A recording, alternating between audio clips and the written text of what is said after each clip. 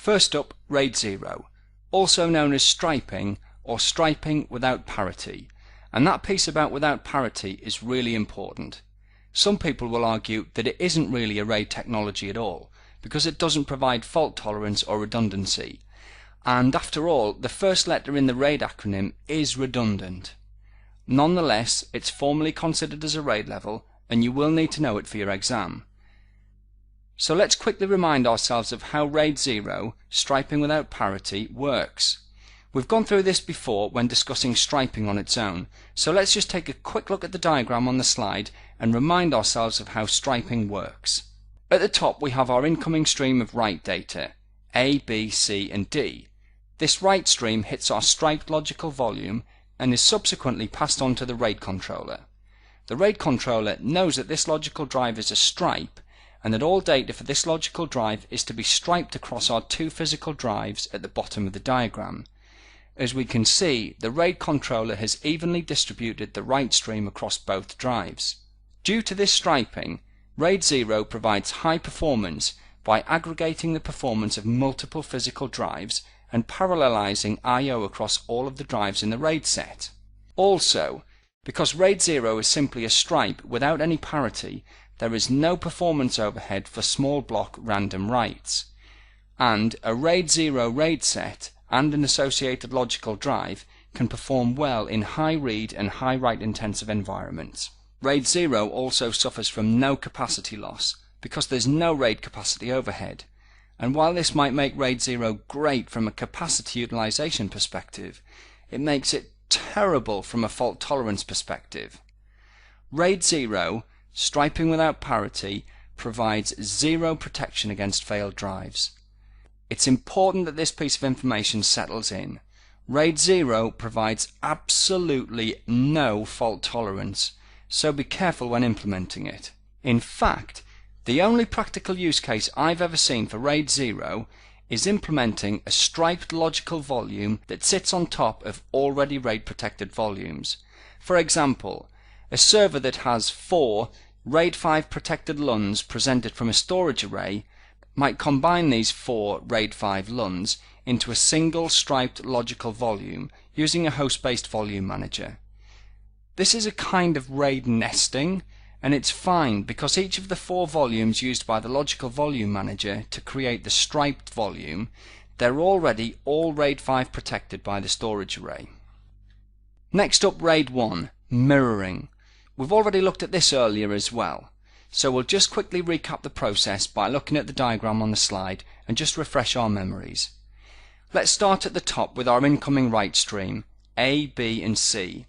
Then we have our mirrored logical volume sitting on top of our RAID controller, which in turn is sitting on top of our 2 physical drives. These physical drives are formed into a mirrored pair by the RAID controller, meaning that each drive is an exact copy of the other. We can see this from the fact that our write stream has been written to each drive or to both drives. Each drive at the bottom of the diagram has a copy of our write stream, A, B and C. From a performance perspective, RAID 1 mirroring is an all-round good performer.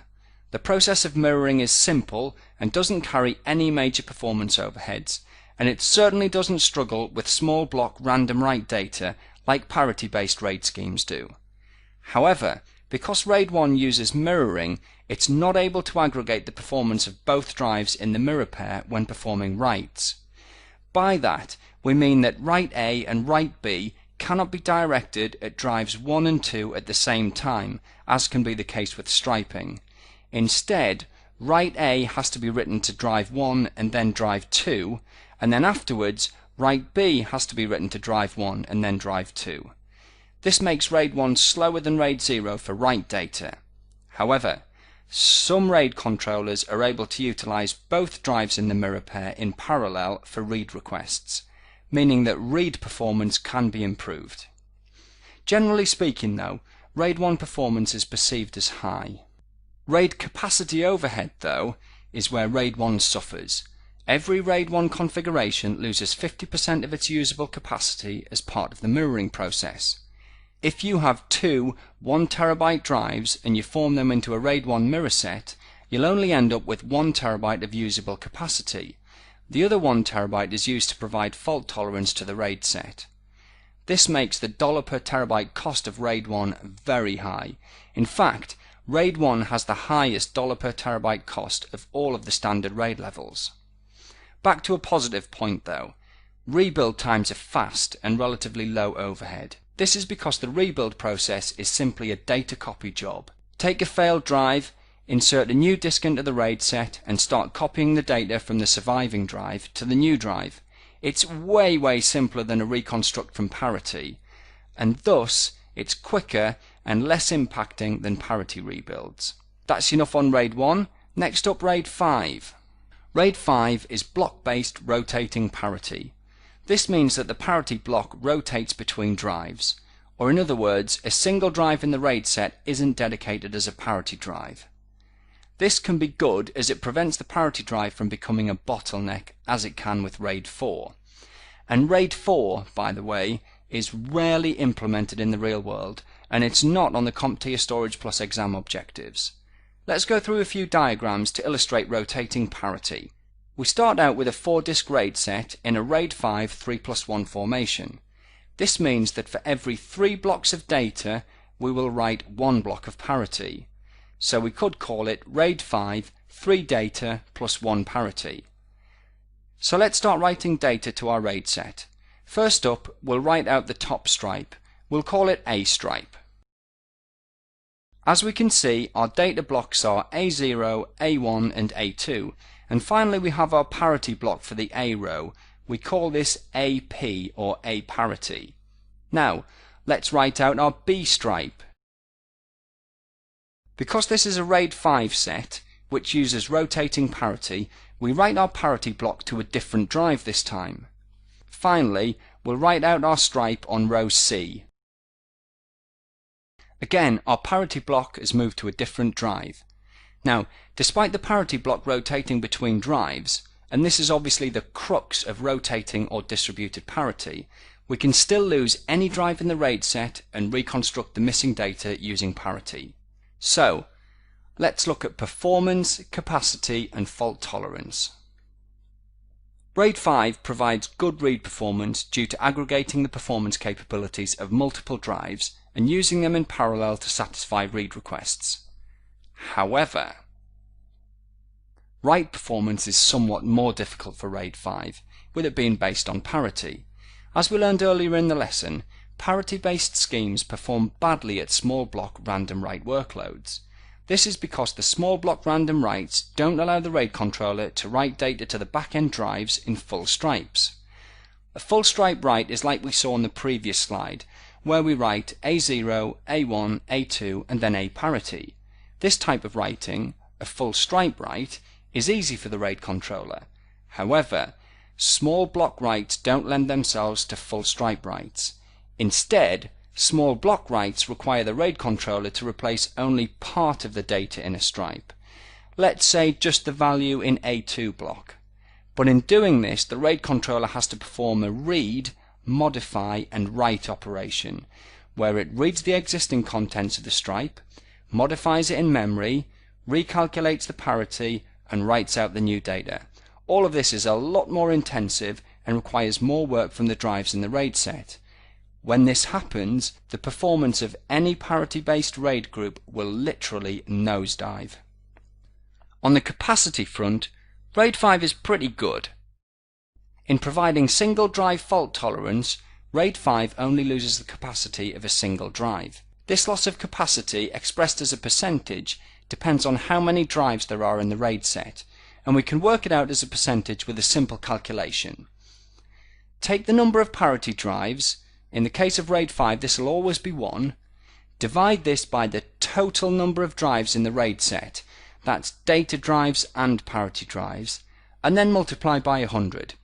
Actually, as we technically don't have dedicated parity drives in RAID 5, we should probably say that we take the number of parity chunks in a stripe and divide this by the total number of chunks in the stripe, and then multiply this value by 100.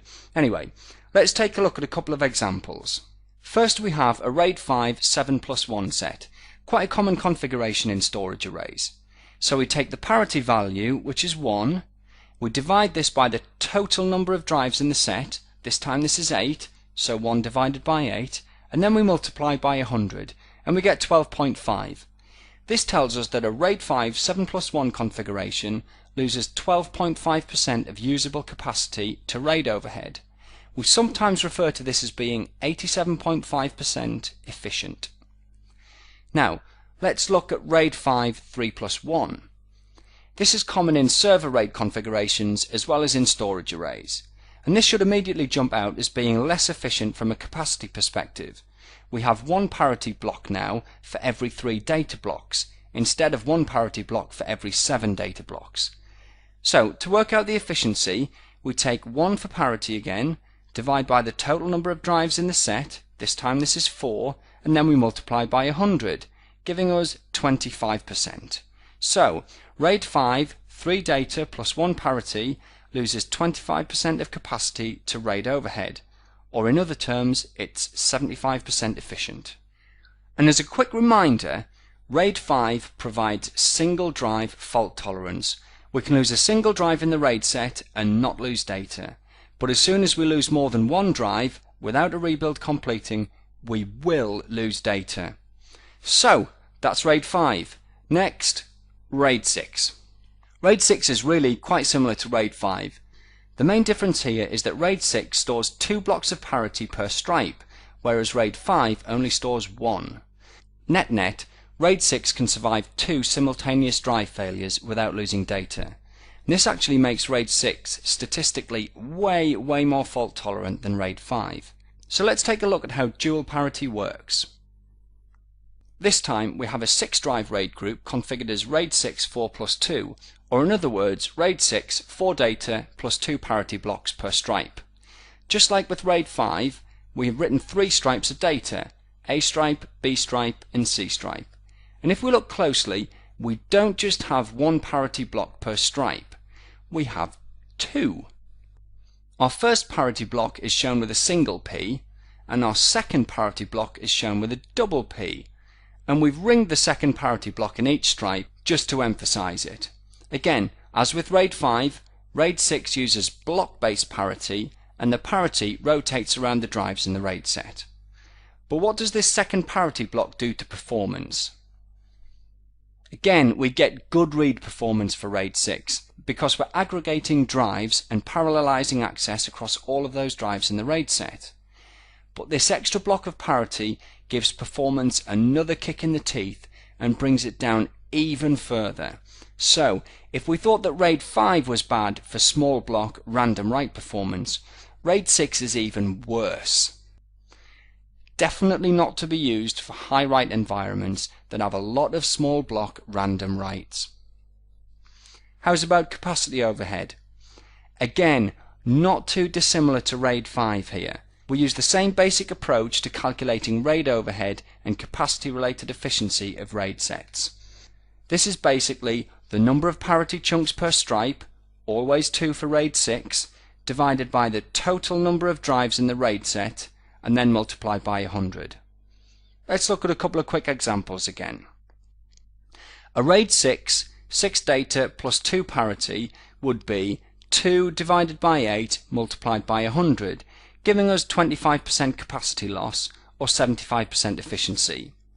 And similar for a RAID 5 14 plus 2 configuration, that will be 2 divided by 16 multiplied by 100, giving us 12.5% overhead or 87.5% efficient. And on the fault tolerance front, all RAID 6 RAID sets can tolerate the failure of 2 drives in sequence without having to rebuild and not lose data. Lose a third drive though, and this does happen, and you will lose data. Now one final point on RAID 6 relative to high capacity drives. RAID 6 is highly recommended for RAID sets containing large drives, and we're talking 1 terabyte drives and larger. These drives can take longer to rebuild, so they increase your window of exposure to a second drive failure. They also increase your chances of encountering an unrecoverable read error during the rebuild.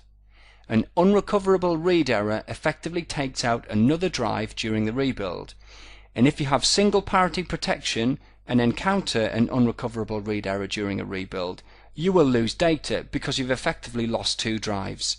So RAID 6 helps a lot here, especially with large drives.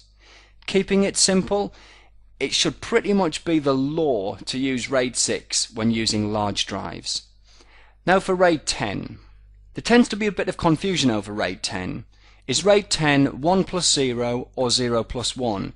And is there a difference? And if there is, does it matter? First up, RAID 10 is a form of nested RAID, which we sometimes call hybrid RAID. Basically, it's a combination of 2 forms of RAID, RAID 1 and RAID 0. And as it so happens, RAID 10 is a combination of RAID 1 and RAID 0 in that particular order. First, you create mirrors, RAID 1, then you create stripes across your mirrors, RAID 0. And we'll look at some diagrams to illustrate this in just a second. First though, RAID 01 or 0 plus 1, it's the opposite. This time, first you create stripe sets, and then you mirror those stripe sets. But should we care? Well, some folks say we should, and statistically speaking, RAID 10 is safer than RAID 0 plus 1. So let's take a look at how we nest RAID 1 and RAID 0 to create RAID 10 RAID groups. We start out with 2 physical drives. Ours happen to be 1 terabyte each. Next, we form these into a RAID 1 mirrored pair. Now we have a RAID 1 mirrored volume there. Next, we take a second pair of physical drives, again 1 terabyte each, and we do the same thing. We form them into another RAID 1 mirrored set. Now we have 2 logical drives, each of which is RAID 1 mirror protected. We then form these 2 logical drives into a RAID 0 stripe set, and we start striping data across them.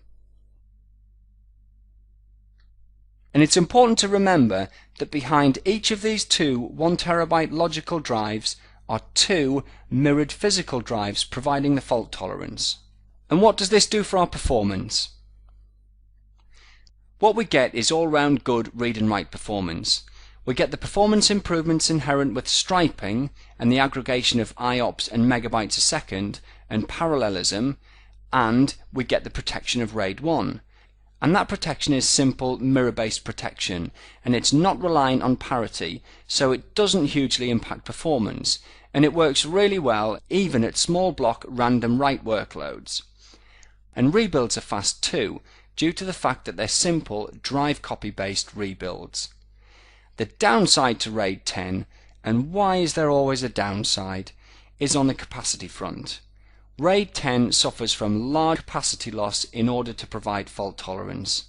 It suffers from the same 50% capacity loss that all RAID 1 mirrors suffer from, making RAID 10 really expensive from a dollars per terabyte capacity perspective. But if you can afford it, RAID 10 will almost always be the best choice from a combined performance and protection perspective. And on the topic of protection, RAID 10 groups can potentially survive 2 failed disks, and the all-important point here is in the potentially. Basically, sometimes your RAID 10 set can survive 2 drive failures, and sometimes it can't. It just depends which 2 drives fail. As long as the 2 drives that fail aren't in the same mirror, then you're fine. But if they are in the same mirror, then it's game over, I'm afraid. You've lost data. Let's look at a diagram or 2 to help here. Here we can see our RAID 10 nested configuration. The physical drives reside at the bottom layer, and as we can see, we've experienced 2 failed drives. However, because the 2 failed drives are in different mirror pairs, we're okay, we won't lose data. However, let's assume we have 2 failed drives in the same mirror pair as we now see in the diagram. This time our RAID 10 group fails and we lose data. Right, lots to take in. Let's take a quick look at a summary table before we recap the lesson. In this summary table, we recap all of the various RAID levels that we've learned, and we map each of them to capacity overhead, protection level, random read performance, random write performance, sequential performance, and typical use cases. You might want to pause the lesson and take a look through this, but we'll rattle through them real quick. RAID 0 has no capacity overhead, but it provides no protection. It provides high random read performance and high random write performance, and it also provides high sequential performance. So it's an all-round high performer, but it does not provide protection. Typical use cases then none, unless I guess we consider using a logical volume manager to create a RAID 0 stripe on top of volumes that are already RAID protected. Now for RAID 1, it has a 50% capacity overhead and it can survive a single drive failure. It gives medium to high read performance and medium to high write performance, and it gives medium sequential performance.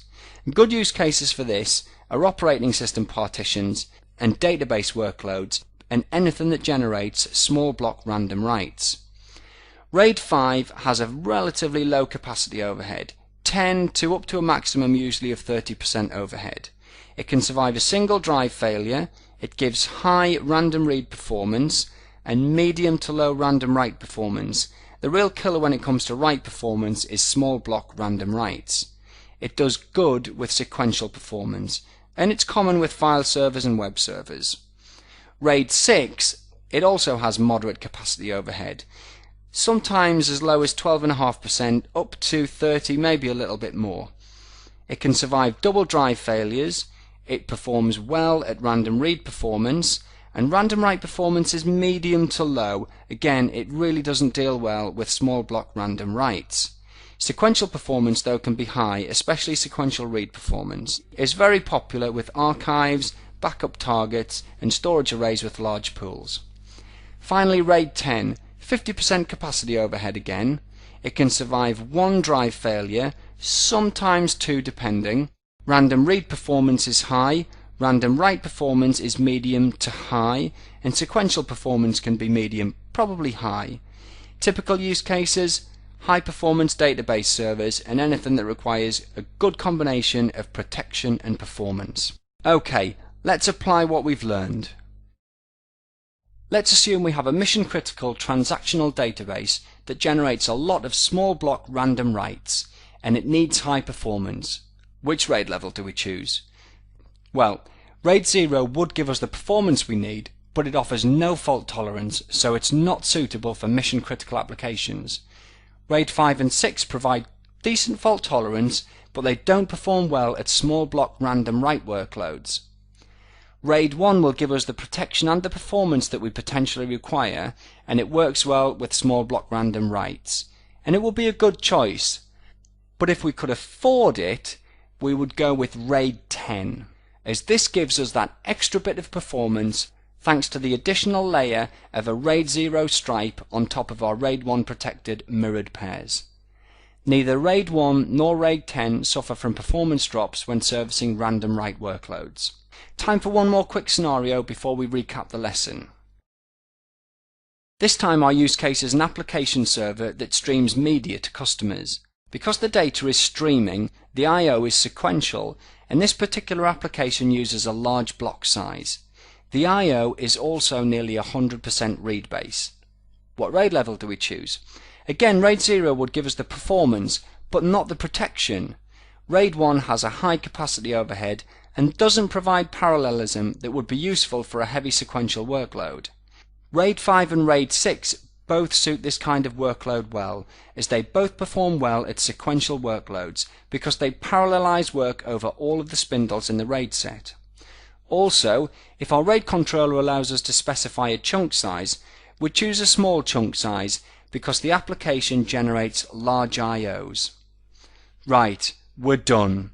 Time for one last slide to recap some of what we've learned.